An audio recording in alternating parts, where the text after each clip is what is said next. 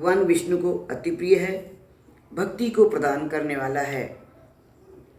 रात्रि जागरण, प्रातःकाल का स्नान, तुलसी वट सिंचन, उद्यापन और दीपदान, यह 5 कर्म भगवान विष्णु को प्रसन्न करने वाले हैं, इसलिए इनका पालन हमें अवश्य करना चाहिए। क्योंकि यह कार्तिक मास विष्णु को अति प्रिय है, मुक्ति भुक्ति प्रदान करने वाला है, इसलिए इसे किसी भी तरह नहीं छोड़ना चाहिए।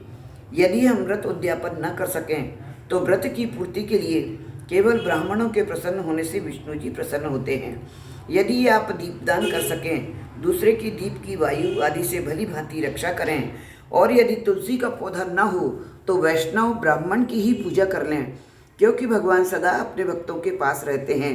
इस सब के ना होने पर व्रती ब्राह्मण गो, पीपल और वट वृक्ष की श्रद्धा से सेवा करे तो भी भगवान विष्णु को अति प्रसन्नता प्राप्त होती है।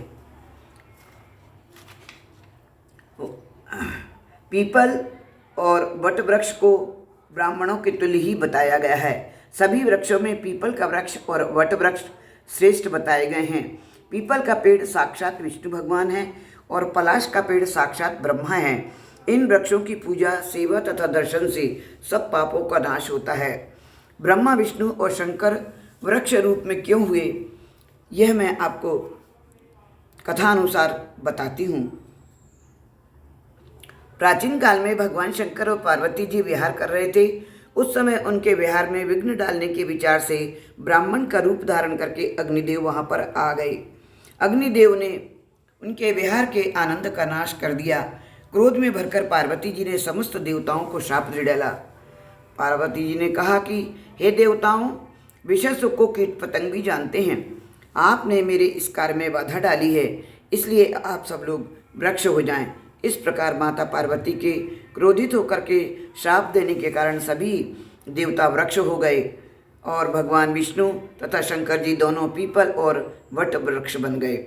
इसी कारण से भगवान विष्णु का शनिदेव के साथ योग होने के कारण केवल शनिवार को ही पीपल का स्पर्श करना चाहिए और किसी दिन नहीं।